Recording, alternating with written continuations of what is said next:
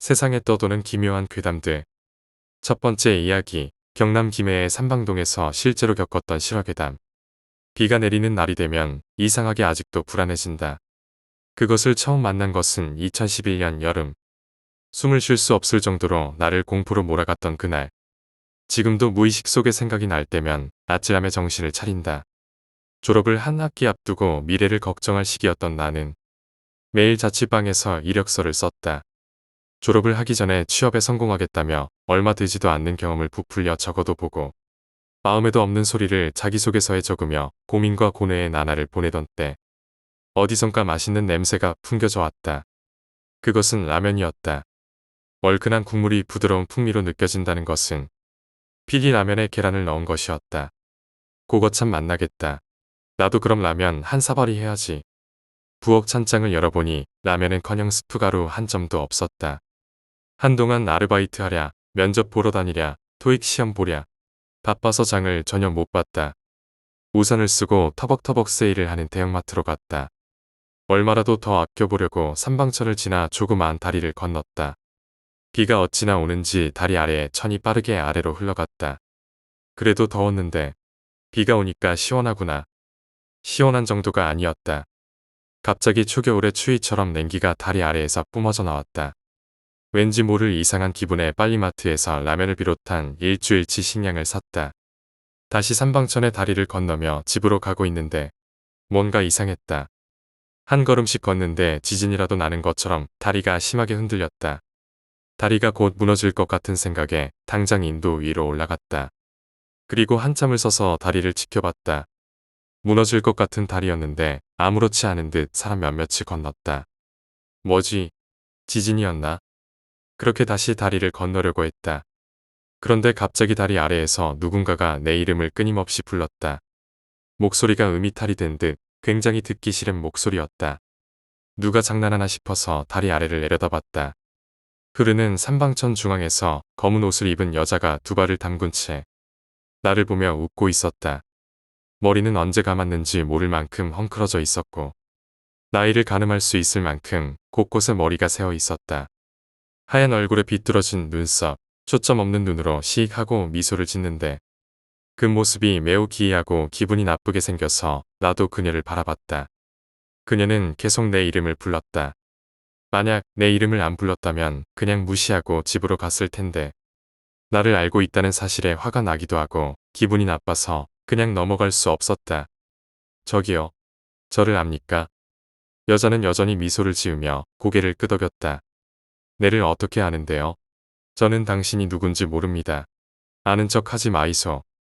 사실 욕이라도 하고 싶었지만 행색이 평범하지 않은 데다가 그냥 미친 여자처럼 보여서 그냥 큰 소리만 치고 냅다 집으로 향했다.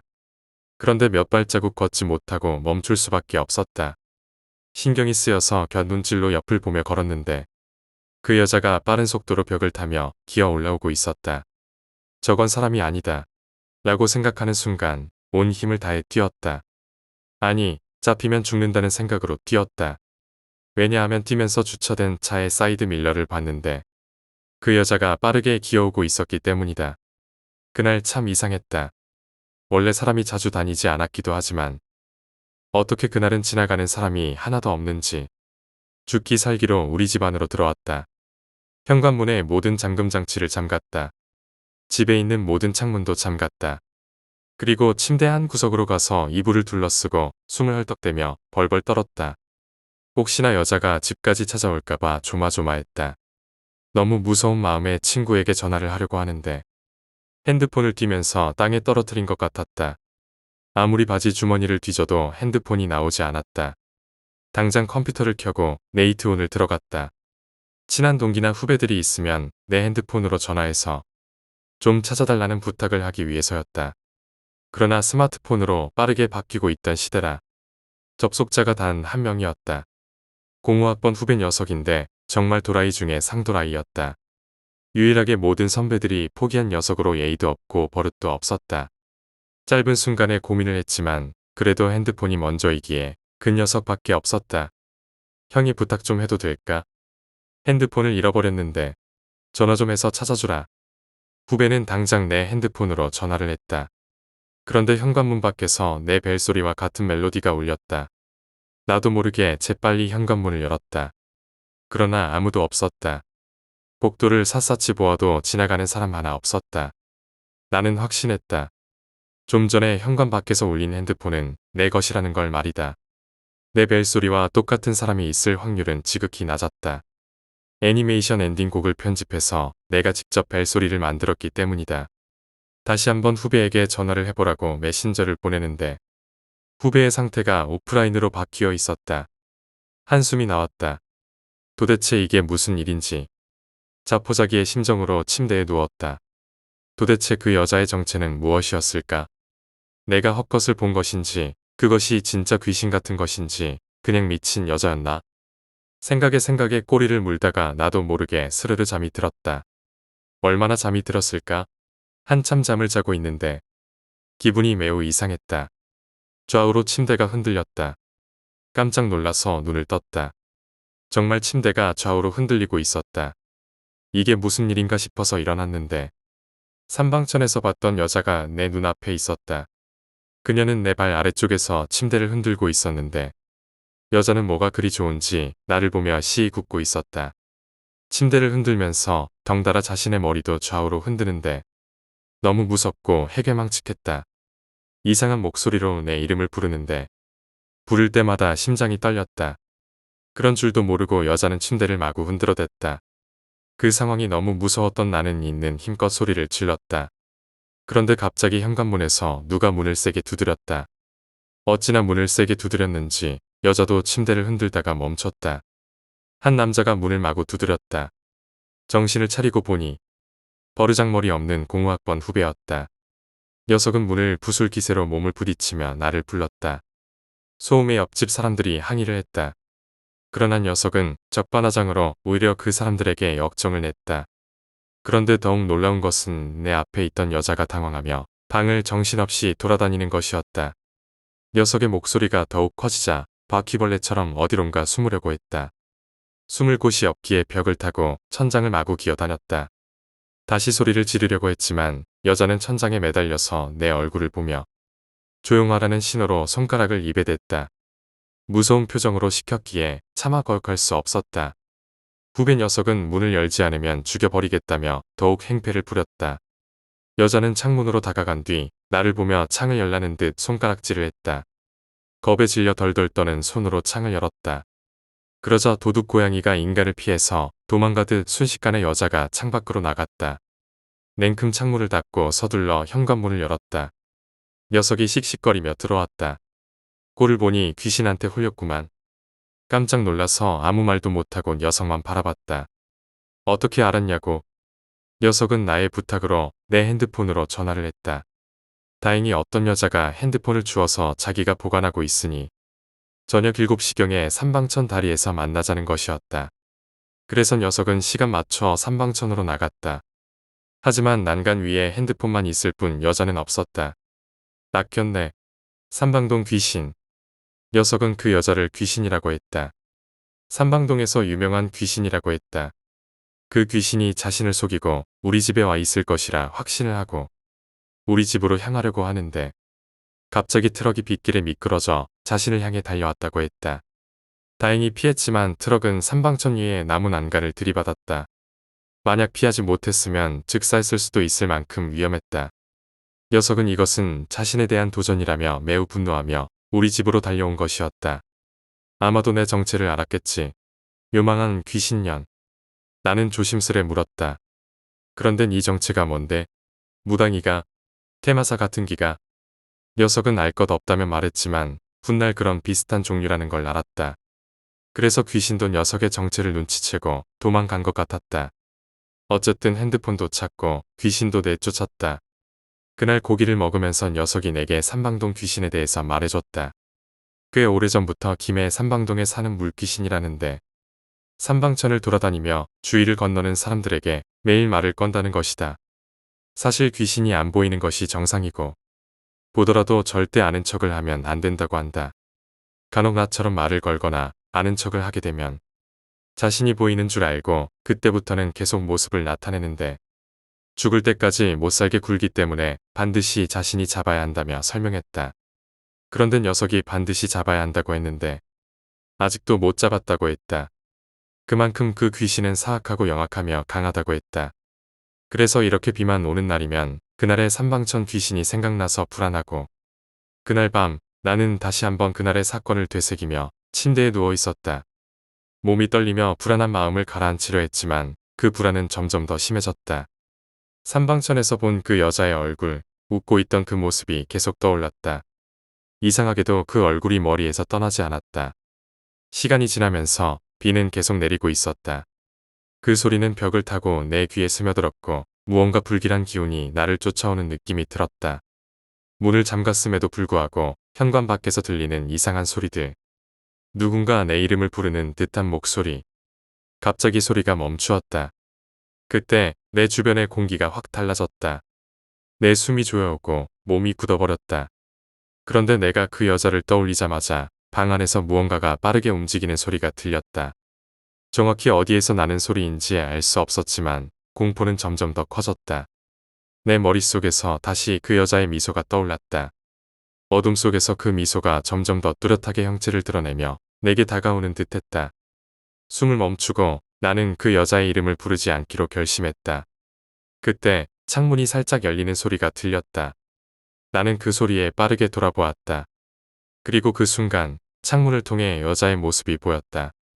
그녀는 아무 말 없이 그저 침대 끝에서 날 바라보며 웃고 있었다. 그 미소가 너무 기이하고 무서웠다. 나는 아무 생각 없이 침대에서 벌떡 일어나 창문을 닫았다. 그리고 문을 잠그며 떨고 있었다. 하지만 그 여자의 얼굴은 계속 떠올랐다. 내가 그 여자를 본 이유가 무엇일까? 그녀가 왜 나를 그렇게 불렀던 걸까? 그 모든 것이 미친 짓처럼 느껴졌다. 그런데 그 여자가 내게 온 이유는 점점 더 확실해졌다. 나는 그날 이후로 삼방천 근처를 절대로 가고 싶지 않았다. 그러나 계속해서 그 여자의 얼굴이 내 머릿속에서 떠나지 않았고 비가 올 때마다 그 불안감은 더욱 커졌다. 어느 날 다시 그 비 오는 날 삼방천을 지나게 되었다. 그날은 마치 나를 시험하는 듯한 날이었다. 그 여자가 다시 내 앞에 나타날까 두려워 나는 발걸음을 멈추고 주변을 둘러봤다. 비가 세차게 내리고 있었다. 그리고 다리 아래 그 여자가 서 있었다. 그녀는 이번에도 검은 옷을 입고 있었다. 하지만 이전과는 달리 그녀의 얼굴은 더 기이하게 변해 있었다. 그녀의 눈은 더 이상 초점이 맞지 않았고 입술이 찢어져 있었다. 그녀가 나를 보며 미소를 지었다. 그 미소는 내가 본 것 중 가장 끔찍한 것이었다. 나는 그 여자가 나를 향해 걸어오는 모습을 보며 뒤로 물러섰다. 하지만 그녀는 여전히 나를 쫓아오고 있었다. 그녀의 발걸음은 너무나 빠르게 다가왔다. 나는 숨이 막힐 듯한 공포에 빠져 더 이상 도망칠 수 없다는 생각이 들었다. 갑자기 내 뒤에서 큰 소리가 나면서 누군가 내 이름을 불렀다. 그 소리는 내 귀를 찢는 듯한 고통을 주며 계속해서 반복되었다. 그 소리가 점점 더 가까워졌다. 나는 그 소리가 끝날 때까지 도망칠 수 없었다. 그녀가 내게 다가와서 미소를 지었다. 그리고 그 미소 속에서 나는 무언가를 느꼈다. 그 여자가 나에게 하고자 하는 일이 무엇인지 알게 된 순간 온몸에 소름이 돋았고 숨이 멎는 것 같았다. 그녀는 내 이름을 다시 한번 부르며 내 손을 잡았다. 그 순간 나는 그 여자의 손을 뿌리쳤다. 그리고 빠르게 뛰기 시작했다. 하지만 내 발은 무겁게 느껴졌고 나는 더 이상 빨리 달릴 수 없었다. 여자는 내 뒤에서 웃으며 따라왔다. 그 웃음소리는 내 머릿속을 파고들어 정신을 잃게 만들었다. 그녀의 웃음은 끝없이 들렸고 나는 결국 그 웃음소리가 멈추는 순간까지 도망쳤다. 그녀의 목소리가 점점 멀어졌고 나는 숨을 헐떡이며 집에 도착했다. 하지만 집에 들어서자마자 그 여자가 문을 두드렸다. 나가. 그 여자는 문을 두드리며 내 이름을 불렀다. 나는 두려움에 떨며 문을 잠갔다. 그러나 그 여자의 웃음소리는 계속해서 들렸다. 나는 그날 밤 결국 잠들 수 없었다.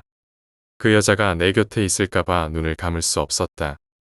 그 여자의 미소와 웃음이 내 귀에 울려 퍼졌고 그것이 나를 괴롭히는 듯한 기분이 들었다.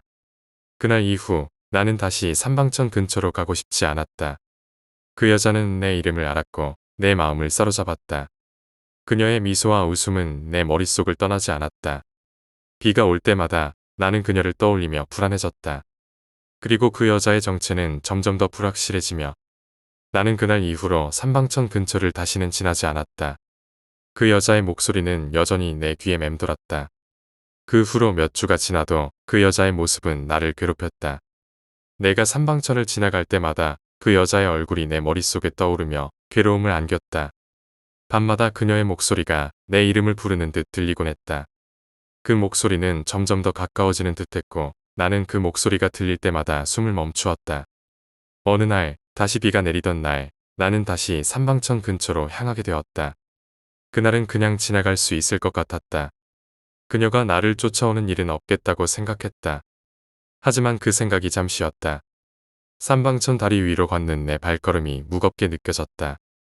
바람이 불었고 그 여자의 웃음소리가 간헐적으로 들려왔다. 나는 그 웃음을 무시하려 했지만 점점 더 선명해지며 내 머릿속을 채우기 시작했다. 그 웃음은 내 정신을 갉아먹고 내가 무엇을 해야 할지 알 수 없게 만들었다. 그리고 갑자기 다리 아래에서 그 여자가 나타났다. 이번에는 검은 옷이 아니라 마치 물속에서 떠오른 듯 젖은 상태로 그녀가 서 있었다. 그녀의 머리는 물에 젖어 떨어져 있었고 눈은 여전히 나를 응시하고 있었다. 그녀는 웃지 않았다. 나는 그 모습을 보고 몸이 굳어버린 채 그대로 서 있었다. 그녀가 다리 위로 올라오기 시작했다. 그 여자가 다가올 때마다 내 몸은 점점 더 얼어붙었다. 그녀는 나에게 다가오며 그날 내 이름을 부르지 않았다. 하지만 그 대신 그녀의 눈은 날카롭게 빛나며 나를 향해 다가오고 있었다. 나는 그 여자의 목소리가 들리지 않았지만 그 시선에서 나를 놓지 않으려는 강한 집착을 느꼈다. 그녀는 아무 말 없이 내게 다가오고 있었다. 이 순간 내 몸은 자연스럽게 도망칠 수 없다는 사실을 깨달았다. 내 몸이 굳어지면서 나는 조금씩 뒤로 물러섰다. 그녀가 가까워질수록 나는 점점 더 목이 조여오는 기분을 느꼈다. 숨을 쉬기 어려운 상황에서 나는 필사적으로 뒤로 물러났다. 그때 갑자기 바람이 불어 그녀의 모습이 사라졌다. 그녀는 눈 깜짝할 사이에 내 앞에서 사라져 버렸다. 그러나 그 여자의 미소가 계속 떠올랐다. 그 미소는 나를 지켜보며 사라지지 않았다. 여전히 그녀의 웃음소리가 내 귀에 맴돌고 있었다. 그 여자는 정말로 내게 다가오고 있었다. 몇 시간 후 나는 다시 그날의 기억을 떠올리며 침대에 누웠다. 그 여자가 나를 바라보며 웃고 있는 모습, 그리고 그녀가 내게 다가왔던 순간. 나는 이 밤에도 그 여자가 내게 나타날까 두려워했다. 그 미소와 함께 나를 다시 괴롭힐 것이란 생각이 들었기 때문이다. 그 여자의 얼굴은 이제 내 삶의 일부가 되어버렸다. 비가 올 때마다 그 여자의 웃음소리는 더 이상 멀리 있는 게 아니었다. 내가 가는 곳마다 그 여자는 내 뒤에서 나를 쫓아오고 있었다. 그리고 그 여자는 언제든지 내 앞에 나타날 준비가 되어 있는 것처럼 느껴졌다. 그녀의 웃음소리는 이제 내게 아무런 경고 없이 찾아올 것이었다. 그 웃음은 내가 숨을 쉬지 않게 만들었고 내 모든 생각을 지배했다. 나는 그날 이후 그 여자가 나타날 때마다 죽을 각오로 도망쳐야 한다는 생각을 했다. 그녀가 내 앞에 다시 나타날 때까지 나는 도망치지 않으면 안 된다는 것을 알았다. 비가 오는 날 그 여자는 언제든지 나를 기다리고 있을 것이다. 그리고 나는 다시 삼방천을 지나지 않겠다고 결심했다. 그러나 그 결심은 무의미해졌다. 어느 날 다시 비가 내리던 날 나는 그 여자가 나를 부르고 있다는 사실을 깨달았다. 그 여자의 웃음소리가 점점 더 가까워지고 있었다. 그리고 나는 그 여자를 피할 수 없다는 사실을 알게 되었다. 그녀는 내 삶 속에서 영원히 떠나지 않을 것이다. 내가 무슨 일이든 그 여자를 피하려 해도 그 여자는 결국 내게 다가오게 될 것이다. 그녀의 존재는 이제 내 일상이 되어버렸다. 그리고 나는 언제든지 그 여자가 내 앞에 나타날 준비가 되어 있음을 알게 되었다. 그 여자의 미소와 웃음은 내 삶의 그림자처럼 따라다니고 있었다. 그리고 나는 그 여자가 언제든지 다시 나타날 것이라는 사실을 받아들여야 했다.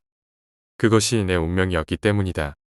비가 오는 날 삼방천을 지나갈 때마다 그 여자가 내 뒤에서 나를 쫓아올 것이다. 그리고 나는 다시 그 여자를 피할 수 없을 것이다. 그녀는 내가 무슨 일을 하든 언제나 나를 괴롭힐 것이다. 그것이 그녀의 목적이기 때문이다. 내가 그 여자를 피하려 한다면 그 여자는 언제든지 내 앞에 나타날 것이다. 그리고 그녀는 나를 놓지 않겠다는 결심을 하고 있을 것이다. 그 여자의 웃음소리가 내 머릿속에서 끊임없이 울려 퍼진다. 그리고 나는 그 웃음을 견디며 살아갈 수밖에 없다. 그녀가 내게 다가오는 날까지 나는 그 여자의 미소를 잊지 못할 것이다. 그녀는 내 삶의 일부가 되어버렸고 나는 그 사실을 피할 수 없다. 언제까지나 그녀는 나를 쫓아올 것이다. 그녀의 웃음소리는 내 머릿속에서 계속 울릴 것이다. 그리고 나는 그 소리가 끝날 때까지 도망칠 수 없다. 그것이 내 운명이었기 때문이다. 두 번째 이야기, 양아치. 친구에게 들은 이야기입니다.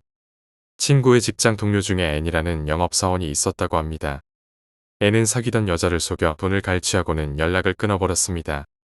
얼마 지나지 않아 앤에게 이상한 일들이 일어나기 시작했습니다. 현금으로 물건값을 받고 회사로 돌아오면 그 사이에 돈이 사라져 버리곤 했습니다. 처음에는 계산 실수나 착각이라고 생각했습니다. 하지만 분명히 풀로 붙인 봉투 속에 넣어두거나 자물쇠로 잠근 금고에 보관한 돈도, 심지어 몸에서 절대 떼어놓지 않는 지갑 속에 돈마저 사라졌습니다. 앤은 그때마다 부족한 금액을 자신의 돈으로 충당했습니다. 그러나 그것도 한두 번이지 점점 앤이 감당할 수 없는 금액으로 늘어나기 시작했습니다. 결국 그는 월급을 가불받아 미수금을 메꿨지만 그마저도 한계가 있었고 결국 월급보다 미수금이 많은 지경에 이르렀습니다. 앤의 빚은 점점 쌓여갔습니다. 그러던 어느 날 대규모 현금 거래가 앤에게 맡겨졌습니다. 돈이 또 사라질까 두려웠던 그는 거래 담당을 바꿔달라고 요청했습니다. 하지만 거래처에서 앤을 직접 지명하는 바람에 바꿀 수가 없었습니다. 수천만 원이 넘는 금액이었기에 앤은 꾀를 냈습니다. 후배를 데리고 가서 돈은 후배가 운반하게 하는 방법을 떠올렸습니다. 이렇게 하면 아무 문제가 없을 것이라고 확신했습니다. 거래는 무사히 끝났고 후배는 돈을 들고 출발했습니다. 앤은 혹시라도 자신에게 책임이 돌아오지 않게 하려고 후배와는 다른 차를 타고 거래처에 갔습니다. 하지만 운명은 피할 수 없었던 걸까요? 후배는 회사로 돌아오던 도중 자전거와 접촉사고를 냈습니다. 사고 조사도 받아야 했고 피해자가 학생이라 부모가 올 때까지 기다려야 하는 상황이었습니다. 한편 회사에서는 빨리 거래 대금을 가져오라는 독촉 전화가 쏟아졌습니다. 앤은 안절부절 못하다가 스스로 돈을 운반하기로 결심했습니다. 현금을 자동차 대시보드 위에 펼쳐놓고 눈에 보이도록 하며 운전을 시작했습니다. 하지만 앤은 회사로 돌아오지 못했습니다. 돌아오던 중 절벽 아래로 떨어지는 사고를 내고 즉사했습니다. 그리고 차 안에 현금은 한 푼도 남아있지 않았습니다. 장례를 마친 후 그의 책상을 정리하던 동료들이 맨 아래 서랍에서 엄청난 양의 현금을 발견했습니다. 놀랍게도 사고 당시 차 안에 있어야 했던 돈까지 포함되어 있었습니다. 장례가 끝난 후 회사 동료들은 앤의 책상을 정리하기 위해 서랍을 열었다. 맨 아래 서랍에는 현금이 빼곡히 쌓여 있었다. 놀라운 점은 그 돈이 사고 당시 차 안에 있어야 했던 거래 대금까지 포함되어 있다는 것이었다.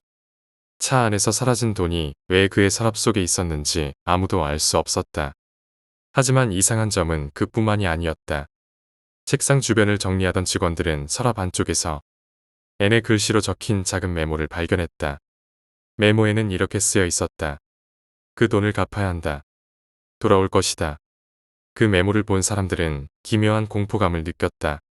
그 순간 사무실 안의 공기가 갑자기 차가워지며 주변의 조명이 깜빡이기 시작했다. 처음엔 단순한 전기 문제라고 생각했지만 그 후로도 이상한 일이 계속 이어졌다. 사무실 곳곳에서 이유를 알 수 없는 발소리가 들리고 서랍이 혼자서 열리거나 닫히는 일이 반복됐다. 앤의 서랍에서 발견된 돈은 회사에 돌려졌지만 이후에도 돈과 관련된 문제는 끊이지 않았다. 회사의 금고에 보관한 돈이 이유 없이 사라지거나 다시 나타나는 일이 계속되었다. 어느 날 격리 직원이 회사 금고에서 돈을 정리하던 중 갑자기 금고 안에서 앤의 얼굴이 잠깐 스쳐 지나가는 것을 보았다고 한다. 그 직원은 비명을 지르며 기절했고 회사에서는 더 이상 사건을 숨길 수 없었다. 결국 회사는 앤의 책상을 철거하고 그가 사용하던 모든 물품을 폐기하기로 결정했다. 하지만 물품을 폐기하던 날 서랍 속에서 또다시 현금 묶음이 발견되었다. 이 돈 역시 회사 장부에는 기록되지 않은 돈이었다. 그 돈의 출처와 사용처는 여전히 밝혀지지 않았다. 폐기 작업이 끝난 후에도 회사는 괴이한 일들에서 벗어나지 못했다. 앤이 마지막으로 사용했던 사무실은 결국 폐쇄되었고 그곳에 들어가려는 사람들은 하나같이 설명할 수 없는 공포감을 느꼈다. 이후 회사는 앤과 관련된 모든 기록을 삭제하고 그의 이름을 언급하는 것조차 금기시했다. 하지만 이상한 소문은 계속 돌았다. 앤이 죽은 이후에도 누군가 그의 이름을 부르면 어디선가 돈 냄새가 나거나 갑자기 주변이 차가워졌다는 이야기들이었다. 앤과 관련된 사건들은 시간이 지나면서 점차 잊혀져 갔지만 그와 관련된 이상한 일들은 끝나지 않았다. 어느새 회사 주변에서는 밤이 되면 빈 사무실에서 돈다발이 떨어지는 소리가 들린다는 이야기가 퍼지기 시작했다. 직원들은 그 소리에 대해 아무도 언급하지 않았지만 새로 들어온 신입 직원들은 항상 밤에 혼자 있지 말라는 경고를 받았다. 이후 회사는 점점 사람들 사이에서 기이한 장소로 소문이 났고 결국 운영을 중단하게 되었다. 그러나 폐쇄된 건물에서 밤마다 이상한 소리가 들린다는 이야기는 아직도 전해지고 있다. 세 번째 이야기, 비밀기지. 어렸을 적 시골에 살았던 적이 있다. 초등학교 4학년 때부터 중학교 1학년 때까지였다. 할머니가 아프셨기 때문에 아버지가 장남이라 모셔야 했다. 시골에서 불편한 점도 많았지만 내 인생에서 가장 재미있던 시기가 아니었나 싶다. 강에서 빠가사리를 잡아 구워 소금 찍어 먹어본 적 있니? 어설픈 모닥불에 캔디바보다 작은 빠가사리라는 생선이 있었다. 이놈이 왜 빠가사리냐면 잡히면 빠가빠가 하는 소리를 내기 때문이다. 일본인들이 들으면 기분 나쁠 듯하다. 지느러미에 가시가 있어서 잘못 만지면 손이 베일 수 있는 그런 생선이었다. 암튼 초등학생들이 낚시를 해봤자 얼마나 잘했겠냐? 2마리 잡아서 구워 소금을 찍어 5명이서 나눠 먹었다. 한 입이나 되나? 그리고 개구리를 잡아 뒷다리를 신발로 분리해서 구워 먹어본 적 있나? 닭다리보다 쫄깃하다. 그 맛은 아직도 잊지 못한다. 늙은이 같지만 아직 대학생이다. 아무튼 그렇게 친구들이랑 모여서 시간 가는 줄 모르고 놀곤 했다. 동네에 뒷산이 있었는데 거기는 일제시대 때 구리를 캐던 곳이었다고 한다. 그래서 그냥 올려다봐도 폐광산의 흉측한 구멍이 보였다. 별로 높은 산도 아니고 그냥 평범한 동네 뒷산이었지만 그곳에서 우리는 박스대기와 푸대자루 같은 걸로 막사를 짓고 비밀기지라고 하며 안에 들어가 만화책을 보고 놀았다. 그런데 아무래도 재료가 재료인지라 비가 오면 무너지고 엉망이 되어버리면 가슴이 아팠다. 그러던 어느 날 그곳을 발견했다. 시멘트와 슬레이트 지붕으로 만들어진 조그만 창고였다. 창고라기엔 그냥 디귿자로 벽을 쌓아놓고 그 위에 지붕만 얹어놓은 정도였다. 안에는 비료 푸대와 지푸라기, 돌더미가 좀 쌓여 있었다. 그걸 발견한 친구 3명과 함께였는데 지금 생각하면 뭔가 섬뜩하지만 그때는 폐가고 뭐고 그런 개념조차 없었고 뭔가 우리들만의 비밀기지가 생겼다는 설렘이 있었다. 그때는 그냥 마냥 좋았다. 돗자리를 깔고 그 좁은 곳에 옹기종기 모여 앉아있으면 뭐가 그리 재미있던지. 어느 여름날 호랑이비라는 해가 떴다. 그 해 사이에 구름으로 비가 오는 이상한 날씨였다. 친구 집에서 게임을 하다가 비가 그치고 몸도 쑤셔서 그 비밀기지가 생각이 나서 우린 비 그친 찝찝한 날씨에 옷을 다 벗어가며 등산을 시작했다. 지금이라면 돈 주고 시켜도 그런 짓은 안 할 텐데 왜 그랬는지. 기지에 올라가다가 갑자기 소변이 마려워 친구들이 먼저 가고 나는 조금 뒤처지게 따라가다가 도착할 때쯤 친구 한 명이 큰 소리로 소리를 질렀다. 이건 또 무슨 장난인가 싶었다. 따라가 보니 그 친구 한 명이 기지를 쳐다보며 멍하니 서 있었다. 나도 그쪽을 쳐다봤다. 그랬더니 친구 한 명이 기지 안쪽에서 까만 치마 같은 걸 두르고 엉덩이를 흔들고 있었다. 왜 짱구는 못 말려에 나오는 훌라훌라 춤 같았다. 그런 것처럼 엉덩이를 흔들며 춤을 추고 있었다. 까만 치마가 하와이 나뭇잎처럼 살랑살랑. 난 웃겨서 뭐하냐고 소리치며 쫓아갔다.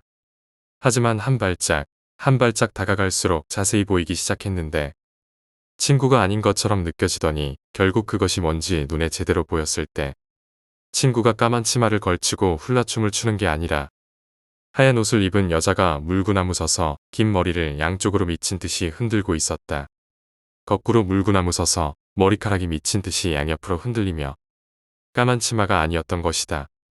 나는 온몸에 소름이 돋고 닭살이 돋아 뒤로 자빠지고 구르며 어떻게 뒤로 갔는지 멍하니 서 있는 친구에게 달려갔다. 친구는 울고 있었다. 나보다 시력이 조금 좋았을 뿐 울면서 딱딱하게 굳어서 오줌까지 싼 친구를 껴안고 구르다시피 산을 내려왔다. 내려오는 도중 보지 못한 친구 한 명이 자빠져 기절해 있었던 걸 보니 나는 친구가 죽을 줄 알고 펑펑 울었다. 알고 보니 한 명은 도망치다가 발목을 삐끗하고 산에서 굴러서 도망을 못 치니까 공포감에 기절한 것이었다. 다른 한 명은 그걸 보고 비명을 지르고 딱딱하게 굳은 것이었다. 그 이후로 그쪽 사는 근처에도 가지 않게 되었다. 졸린 거 참고 이불 뒤집어 쓰고 보던 토요 미스테리 극장도 도저히 무서워서 못 봤고 며칠 동안은 화장실도 못 가서 요강을 이용하기까지 했다. 아직까지 그 친구들과도 그 얘기는 차마 꺼낼 수 없다. 옛날 추억 얘기하면서 술자리 할 때도 그 얘기만은 암묵적으로 금기어가 되었다. 오랜 시간이 지났지만 아직도 그 기억은 내 마음속에 깊이 남아 있었다. 생각만 해도 소름이 돋을 정도니 옛날에는 어린아이들이나 처녀가 요절하거나 해도 제대로 무덤에 매장할 형편이 안 되면 도깨비 무덤이라고 작은 돌무덤에 매장했다고 한다. 지금 생각해보면 그 폐창고라고 생각했던 비밀기지가 그 도깨비 무덤이 아닐까 하는 생각이 든다. 무덤 훼손을 막으려고 시멘트랑 지붕으로나마 막아준 거라 생각된다. 그때 본 그 여자는 귀신이었겠지. 일제시대 때 착취당한 억울하게 죽은 사람일까? 그날 이후 그 끔찍한 기억은 내 마음속에 깊이 남아 있었다.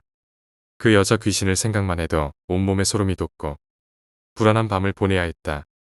친구들과는 그 일에 대해 절대 언급하지 않았다. 그 기억은 마치 우리만의 무서운 비밀처럼 깊숙이 숨겨두었다. 그 이후로 나는 그 산에 다시 가지 않았다. 그런데 어느 날 우연히 그 산 근처를 지나게 되었을 때 예전에 우리가 비밀기지로 삼았던 그 창고가 보였다. 그런데 뭔가 달랐다. 창고는 여전히 그 자리에 있었지만 무너져 내려 반쯤 폐허가 되어 있었다. 낡은 벽돌과 부서진 슬레이트 지붕이 쓸쓸하게 남아 있었다. 호기심에 가까이 다가가 봤다. 그 창고 안에는 여전히 비료 부대와 지푸라기, 돌더미가 남아 있었고 뭔가 이상한 느낌이 들었다. 그때 갑자기 바람이 불면서 창고 안에서 무언가가 흔들리는 소리가 들려왔다. 소름 끼치는 느낌의 뒤를 돌아보니 바람에 날리는 지푸라기 사이에서 한 여자의 무표정한 얼굴이 보였다. 그녀는 내게 손을 뻗으며 무언가를 말하려는 듯했지만 소리는 들리지 않았다. 그 순간 너무 무서워서 도망쳤다. 그 후로도 가끔씩 그 여자의 얼굴이 꿈속에서 나를 찾아왔다. 그녀가 왜 그곳에 있었는지, 왜 우리에게 모습을 보였는지는 여전히 알 수 없다. 하지만 그날 이후로 나는 그 산을 다시 찾지 않았고 그 비밀기지는 그냥 추억 속의 무서운 장소로 남겨두기로 했다. 어쩌면 그 여자 귀신은 우리가 무심코 침범한 그녀의 영역을 지키려 했던 것일까? 아니면 그녀는 뭔가를 전하려 했던 걸까? 그 이후 나는 그 산에 다시 가지 않았다. 그 산을 지나칠 때마다 창고가 눈에 들어올 때마다 내가 본 그 여자의 모습이 떠올랐다. 여전히 그 얼굴은 내 머릿속에서 맴돌았고 밤마다 꿈속에서도 나타났다. 그 창고는 마치 내가 고의로 그곳에 가고 싶지 않다는 걸 알고 있었는지 언제나 그 자리에서 나를 기다리고 있는 것 같았다. 어느 날 우연히 다시 그 산 근처를 지나게 됐다. 그때는 좀 더 시간이 흐른 후였지만 그 기분은 여전히 똑같았다. 내가 그 창고에 다가갈 수 없을 것만 같은 느낌. 그런데 그 창고가 여전히 그 자리에 있다는 게 나를 끊임없이 불러오는 듯했다. 그래서 다시 그곳으로 발걸음을 옮기기로 했다. 나는 그때부터 무엇이 기다리고 있는지 알지 못한 채 다시 그 창고를 찾아갔다. 창고 앞에 도달했을 때 그곳의 모습은 전혀 달라 보였다. 그 창고는 이미 반쯤 무너져 있었고 벽돌과 슬레이트는 처참하게 부서져 있었다. 구석구석에서 보이는 잔해들. 아직도 그 자리에 남아있는 비료 부대와 지푸라기들은 여전히 그 자리에서 나를 지켜보고 있는 것 같았다. 하지만 이상한 점이 있었다. 창고 안에서 마치 무언가가 움직이는 듯한 소리가 들려왔다. 그 소리는 숨을 죽인 채로 내 귀에 울리며 점점 가까워졌다. 갑자기 창고 안에서 무언가 흔들리는 소리가 들려왔고 그 소리가 점점 강해졌다. 소름 끼치는 느낌을 떨쳐내고 창고 안으로 다가갔다. 한 발, 두 발 발걸음이 무겁게 느껴졌고 마치 내 뒤로 누군가가 따라오는 듯한 기분이었다. 창고 안에 들어갔을 때 그곳의 공기는 차가웠고 지푸라기와 돌덩이가 흩어져 있는 가운데 나는 그 무언가가 있다는 걸 직감할 수 있었다. 창고 구석에서 흔들리는 물체가 보였다. 그것은 사람의 형태처럼 보였다. 처음엔 그저 비록 후대가 바람에 흔들리고 있다고 생각했지만 그건 아니었다. 그것은 인간의 형태를 하고 있었고 그 형태는 점점 더 선명하게 모습을 드러냈다. 나는 몸을 움츠리며 다가갔다. 그리고 그 순간 무언가가 내게 손을 뻗었다. 그 손은 비정상적으로 길고 손끝이 말라 있었다. 손끝은 마치 어떤 것을 집어내려고 하는 듯 나를 향해 뻗어 있었다. 나는 그 손을 피하려고 뒤로 물러섰지만 이미 그 손은 내게 닿을 준비를 하고 있었다. 갑자기 그 창고 안에서 아무런 경고 없이 소리가 들려왔다. 그 소리는 분명히 사람이 낸 소리가 아니었다. 그 소리는 뼈를 깎는 듯한 끔찍한 소리였고 그 소리가 들리는 순간 나는 전혀 상상할 수 없을 만큼 강한 두려움에 사로잡혔다. 내가 그곳에 있는 동안 그 소리는 계속해서 울려 퍼졌다. 그 소리가 끝날 때쯤 나는 그곳에서 도망칠 수밖에 없었다. 급히 창고를 떠나면서 나는 두 번 다시 그곳을 들여다볼 생각을 하지 않았다.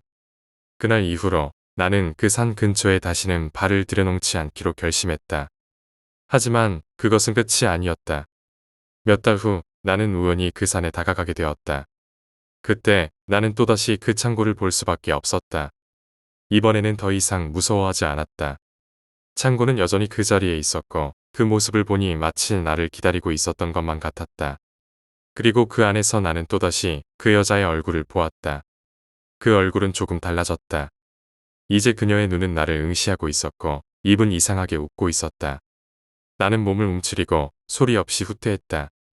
하지만 그 순간 그 여자가 내게 다가오기 시작했다. 그녀는 물구나무 서서 나를 향해 다가오고 있었고 머리카락이 마치 바람에 휘날리는 것처럼 흩날리고 있었다. 그녀가 내게 다가오자 갑자기 창고의 벽이 무너지기 시작했다. 돌덩이가 떨어지며 큰 소리가 나고 그녀는 계속해서 나를 향해 다가왔다. 나는 마치 시간이 멈춘 것처럼 그 자리에 얼어붙은 채로 아무것도 할 수 없었다. 그때 그 여자가 내게 손을 뻗었다. 손끝이 내 얼굴에 닿는 순간 나는 결국 정신을 잃고 그 자리에 쓰러졌다. 다음 날 내가 깨어났을 때 그 창고는 완전히 무너져 있었고 여자의 흔적은 전혀 남아있지 않았다. 그날 이후로 나는 그 산을 다시는 돌아가지 않았다. 그리고 그 비밀기지는 내게는 그저 한편의 끔찍한 기억으로 남아있었다. 이 이야기는 내가 다시 그 산에 발을 들여놓지 않는 이유였다. 그 여자 귀신이 왜 그곳에 있었는지, 왜 우리에게 모습을 보였는지 그 이유는 영원히 알 수 없었다. 하지만 그날의 기억은 나에게 두려움으로 그리고 기이한 상상 속에서 계속해서 나를 괴롭혔다. 네 번째 이야기, 버섯. 결혼 후 주말 부부를 하고 있었어. 신혼집은 따로 있었고 와이프는 회사 근처에서 자취를 했지. 나는 직장이 본가에 가까워 부모님 집에 얹혀 살고 있었어. 탈모가 시작되기 일주일 전부터 메스꺼움과 두통, 두드러기 등의 증상으로 동네 병원을 여러 차례 방문했어. 의사는 스트레스로 인한 장염이라고 진단하고 약물 치료만 했지. 장염약을 먹다 보니 두드러기는 사라진 것 같았는데 탈모가 심해지기 시작했어. 그래서 병원에 가서 장염약을 먹고 탈모가 온다고 한의 의사가 전립선약을 처방해줬어. 그래도 원래의 증상은 계속됐고 일하는 중에는 걷는 것도 힘들었어. 계단을 오르기도 힘들었지. 간신히 짐을 챙겨서 회사에서 조퇴를 했어. 바로 조금 더 큰 병원에 가서 영양제를 맞고 탈모 전문 병원을 찾아갔어. 현미경 같은 걸로 두피 검사를 했는데 머리카락이 모두 꺾여 있었어. 모근에서 머리카락이 기역자 모양으로 꺾여 있었지. 의사 상담에서 최근 장염 치료 후 그런 증상이 나온다고 하니 의사는 무조건 유전이라고 하더라고. 혹시 약물 부작용 때문이냐고 물었더니 의사가 말도 끊고 무조건 유전이라 했어. 그 후에는 두피 관리 프로그램 300만 원짜리를 권유했지. 나는 생각해본다고 하고 10여만 원짜리 탈모 방지 샴푸와 린스를 사왔어. 그 후에도 계속 열이 나고 두통이 심해서 집에서 누워 있었어. 자정쯤 일어나서 밖에 나와 담배를 피고 있는데 다리에 붉은 반점이 여기저기 보였어.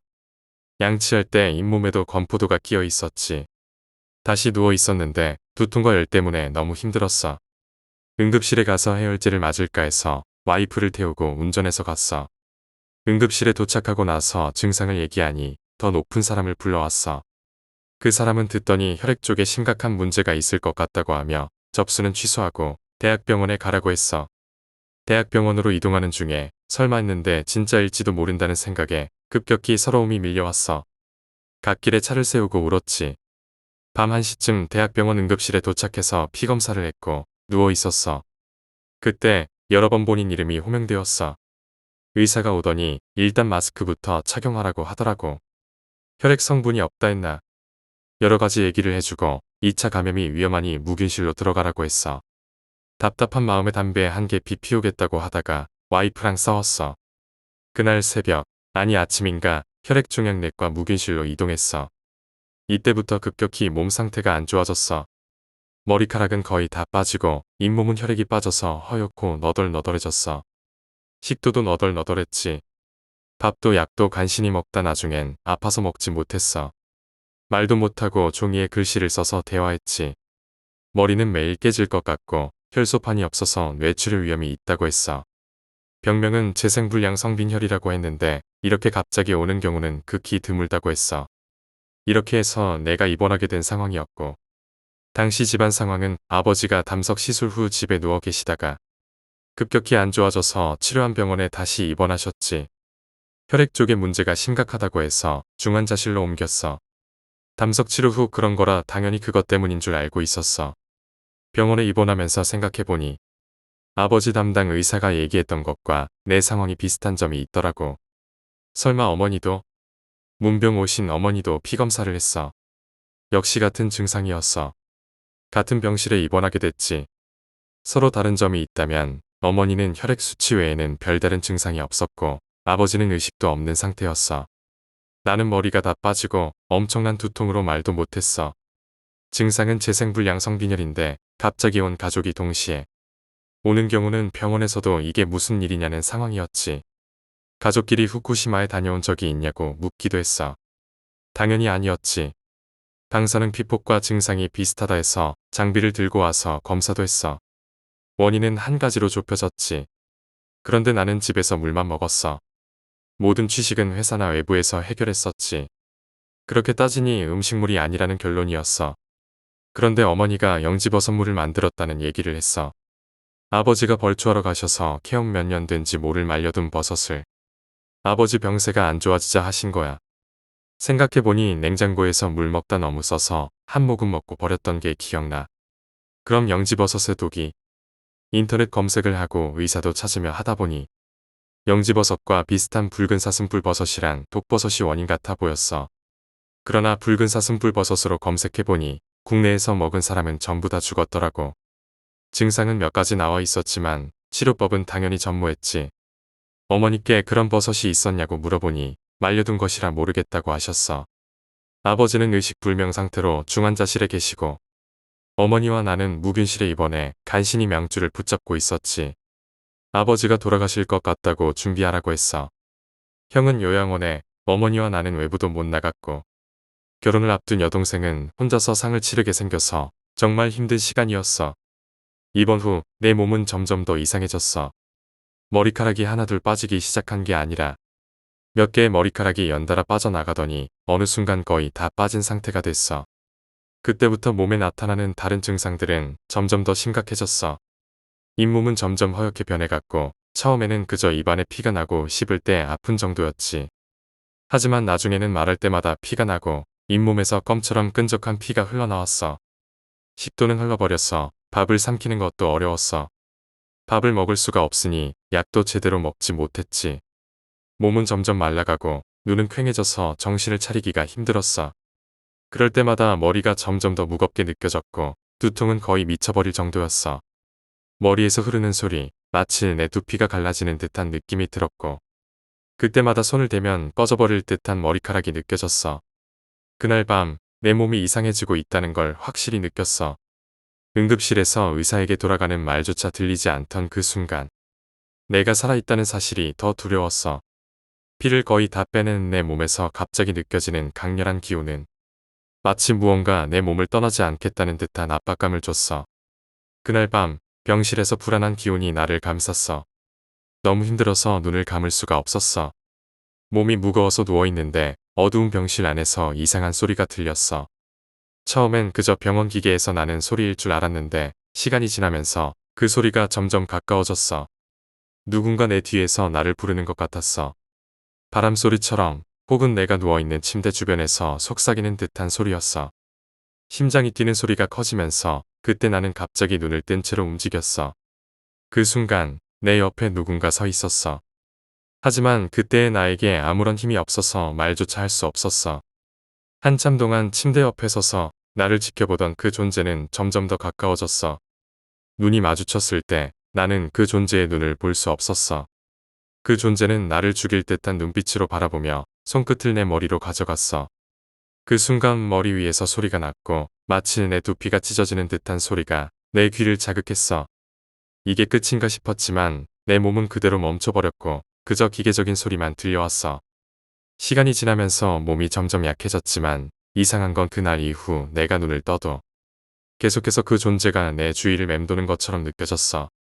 누군가 나를 지켜보고 있다는 느낌은 점점 더 강해졌고 병실을 지나갈 때마다 불안감이 내 몸을 휘감았어. 특히 병원 복도에서 의식이 흐릿할 때 그 존재가 내 뒤를 따라오는 느낌은 끔찍했어. 하지만 그 존재는 점점 더 선명하게 다가오는 것 같았어.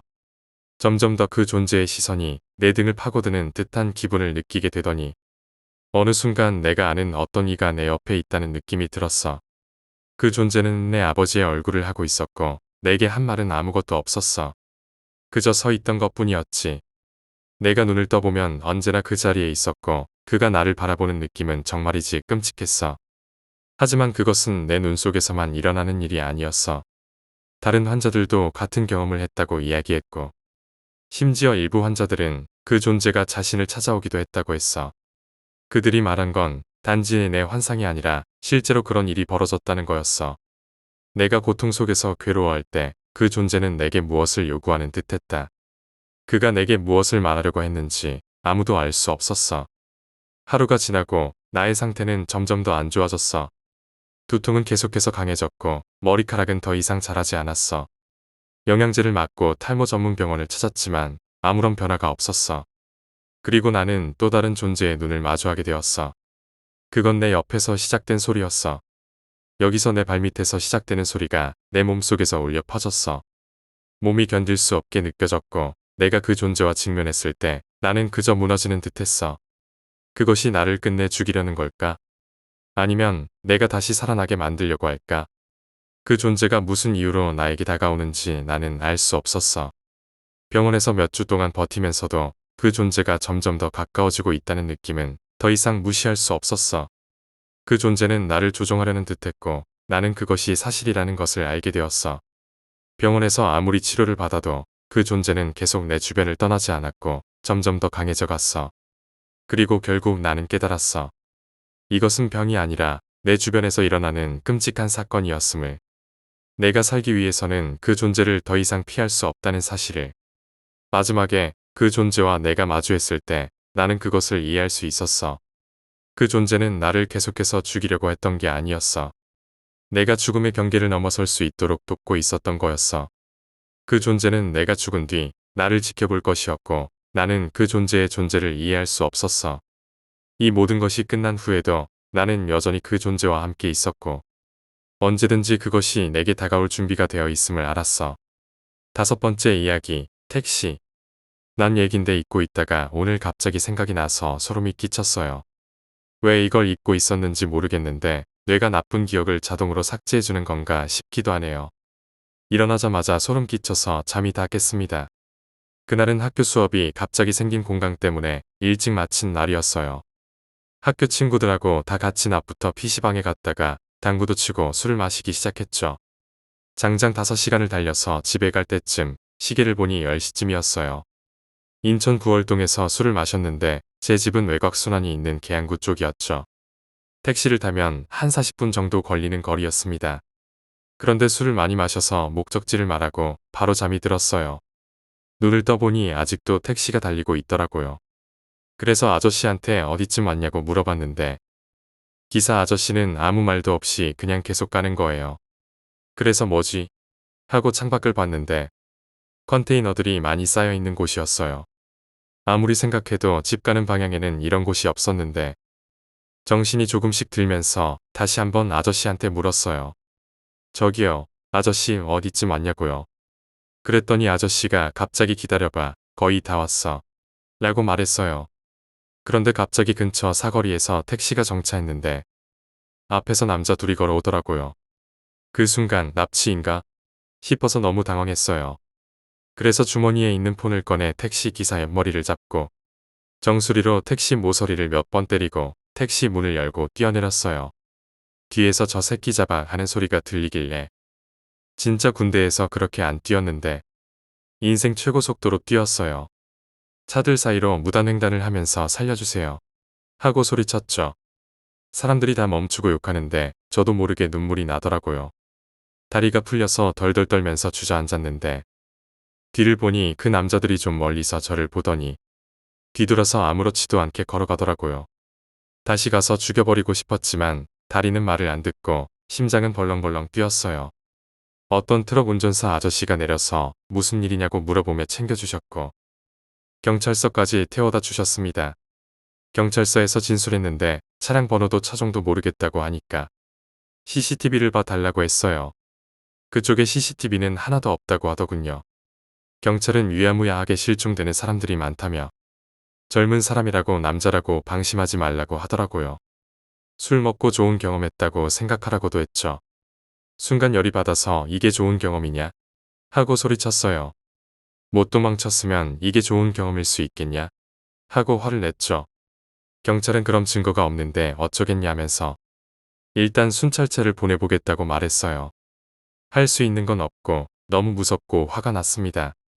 경찰차를 타고 집에 오긴 했는데 집에 오니 새벽 2시였고 가족들은 다 잠들어 있었어요. 차마 깨워서 이런 일이 있었다고 말할 수 없었고 술 냄새도 나고 믿어주지 않을 것 같아서 혼자 이불을 덮고 밤새 깨 있었어요. 경찰서에서 단서가 나오면 연락을 준다고 했는데 한참 지나서 문자로 증거 부족으로 사건 종료되었습니다라는 메시지가 왔어요. 그렇게 끝이 났죠. 참고로 저는 신체 건강하고 키는 184, 몸무게는 87kg 정도 되는 보통 체형의 남자입니다. 이런 일을 겪을 수 있다는 게 정말 무서웠어요. 택시를 탄 곳은 구월동이었고 뛰어내린 곳에서 트럭 타고 간 경찰서는 인천항 근처의 어떤 경찰서였는데 이름은 기억이 안 나네요. 거기가 부두였다는 것도 소름 끼쳤고 장기 매매 같은 생각도 들었어요. 그날 사건이 끝난 후 경찰서에서 나온 메시지를 받았을 때 단서가 없다며 사건이 종료되었다는 통보를 받았다. 처음에는 그냥 지나쳤지만 그때의 기억이 점점 선명하게 떠오르기 시작했다. 그때의 불안함과 두려움은 시간이 지나도 잊혀지지 않았고 점점 더 그날의 사건이 기억 속에서 살아나기 시작했다. 몇 달 뒤 다시 그 길을 지나가게 되었을 때 어딘가에서 그 낯선 택시기사가 다시 나타날 것 같다는 느낌을 지울 수 없었다. 그곳은 이제 기억 속에서 단지 한 부분으로 남아 있었다. 그날 사건 이후로 밤늦게 택시를 탈 때마다 그때의 기사가 다시 나타날까 하는 불안한 생각이 들었다. 그때는 그냥 지나갔지만 이제는 그 기억이 반복되며 더욱 선명해져 갔다. 인천 외곽에서 발생한 그 사건은 그 후로도 계속 머릿속을 떠나지 않았다. 그리고 그 기억 속에서 계속해서 자신이 택시 안에서 겪었던 공포를 상상하게 됐다. 택시에서 일어난 일이 현실이었을까? 아니면 내 상상 속에서 일어난 일이었을까? 그 의문이 계속해서 내 머릿속을 맴돌았다. 한 번은 그 택시 기사와 같은 차량을 발견했을 때 자동차가 지나갈 때마다 그 차에 무언가가 실려있는 듯한 느낌이 들었다.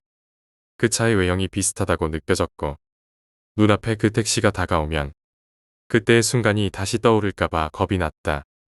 하지만 더 무서운 것은 그날 택시에서 내린 후 그 뒤에 쫓아왔던 남자들이 무엇을 하려고 했는지 아직까지 모르고 있다는 점이다. 그들은 분명히 나를 쫓아왔지만 내가 도망치자마자 갑자기 그만두고 돌아갔다. 그 이유는 여전히 알 수 없다. 그때 그 사건이 단순히 나를 대상으로 한 일이었을까? 아니면 그들이 원래 다른 사람을 쫓고 있던 걸까? 이 질문은 지금도 내 머릿속에 맴돌고 있다. 그리고 그 택시 안에서 나와 대화를 했던 그 기사. 그 기사는 왜 말을 하지 않았을까? 그는 왜 내 물음에 대답하지 않고 그저 정해진 목적지로만 가려고 했던 걸까? 혹시 나는 그냥 그저 목적지로 가는 과정에 일부분에 지나지 않았던 것일까? 그날 사건은 내가 살아남았기 때문에 이제는 그저 한 가지 기억으로 남았다. 하지만 그 사건이 일어나지 않았다면 어떻게 되었을지 모른다. 그때 경찰서에서 아무런 단서도 나오지 않았다는 사실을 생각할 때마다 그 상황은 더욱 무섭게 느껴진다.